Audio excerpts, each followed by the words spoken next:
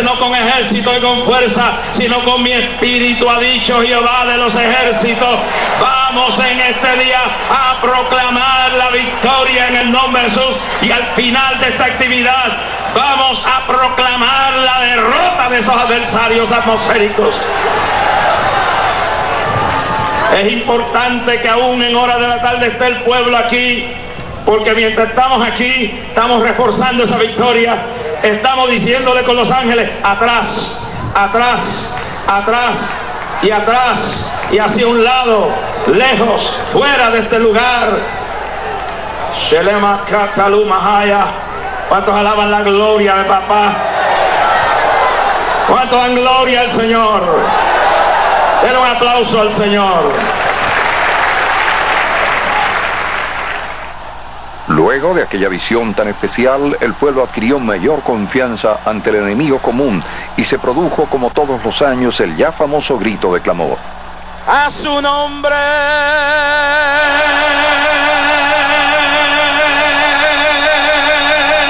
¡A su nombre!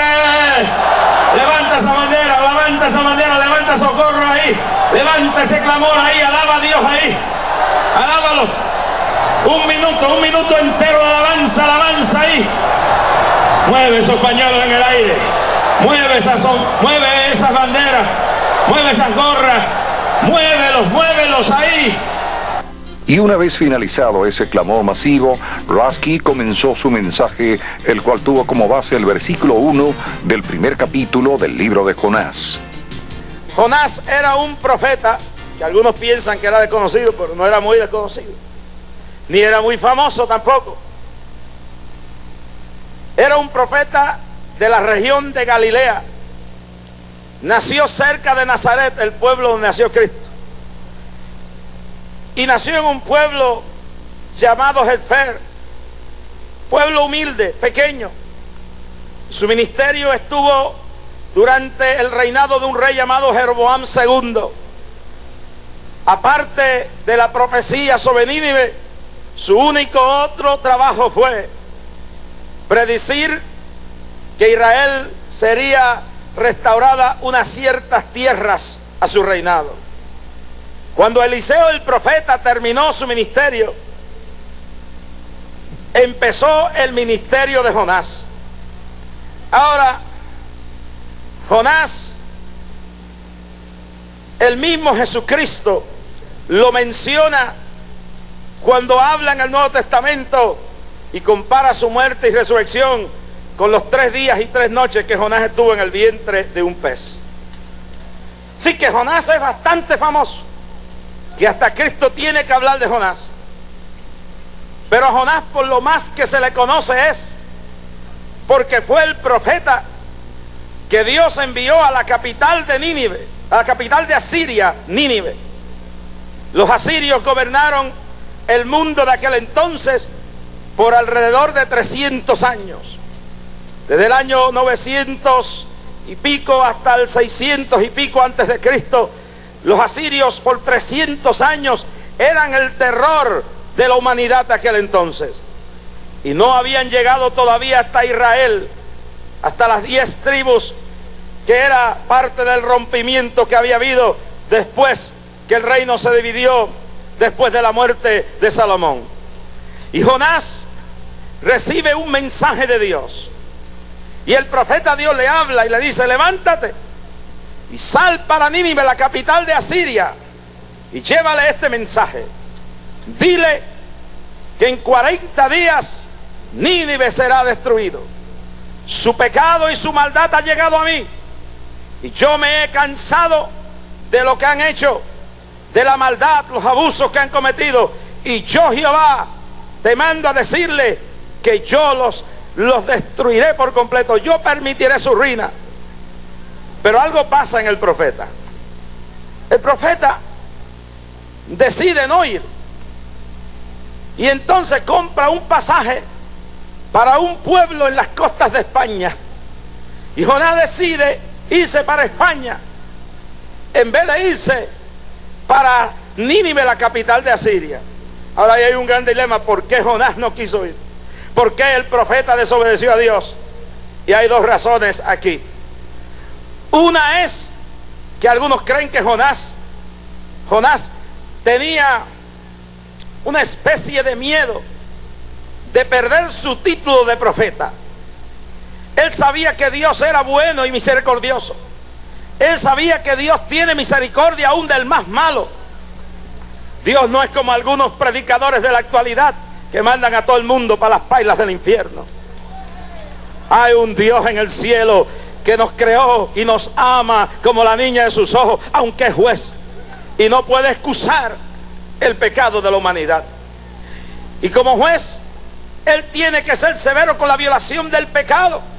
Pero como padre, Él amó tanto a Puerto Rico que dio a su Hijo unigénito para que todo puertorriqueño que en Él crea no se pierda, mas tenga la vida eterna. Entonces Jonás dijo: yo soy un profeta graduado, yo tengo título, yo no puedo perder mi credencial. Vamos a decir que Dios me manda ahora allí a Nínive y yo le digo que lo van a destruir en 40 días, y después este Dios que yo sirvo dice no lo va a destruir nada. No, yo tengo miedo de quedar mal. Yo tengo miedo de que mi credencial, mi reputación se pierda. Y algunos piensan que esa era la razón, que esa era la razón de Jonás no querer ir a Nínive, porque tenía miedo de perder su reputación. Aquí habla de la responsabilidad que tienen que tener los líderes cristianos. Los líderes cristianos no tienen que pensar tanto en la opinión de lo que piensen los demás. Tenemos que pensar en qué piensa Dios de nosotros. Y a veces, por ese qué piensan los demás, se venden los principios éticos del cristianismo. Se abren iglesias para acomodar a la gente más corrupta sin cambio. Se le pasa la mano al pecado, o quizás se van a los extremos de predicar enseñanzas totalmente contrarias a la bendición y a la compasión de Dios. No, Señor, los hombres y mujeres que Dios ha responsabilizado en esta hora tienen que ser obedientes a lo que Dios diga. Jeremías predicó un mensaje durante el tiempo de Sedequías.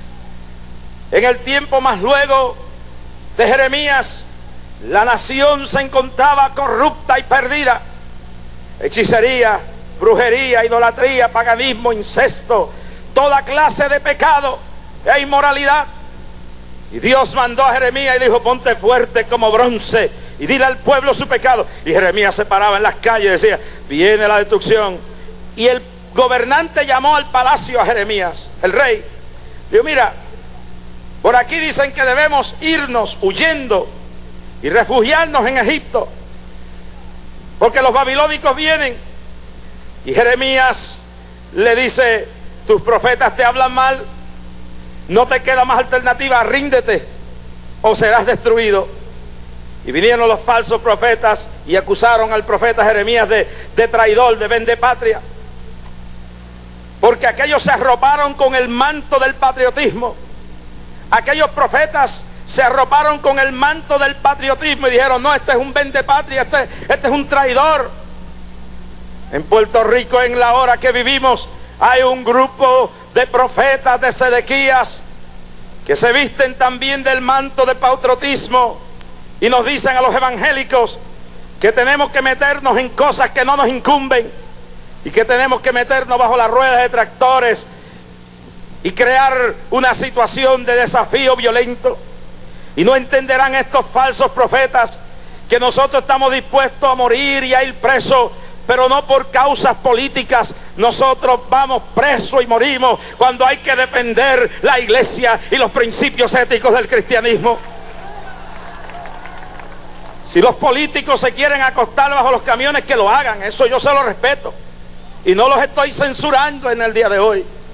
Pero que vengan unos pseudo profetas a decirnos que bajo el manto del patriotismo y el manto de la prédica del evangelio mal interpretado tenemos que lanzarnos a crear un caos. No lo haremos, no lo haremos. Nosotros levantaremos la bandera de la unción de la palabra, porque este país no necesita sino más poder de Dios ante la desintegración de la familia, ante la droga y ante el caos que hay en este pueblo. ¿Cuántos alaban la gloria a Jehová?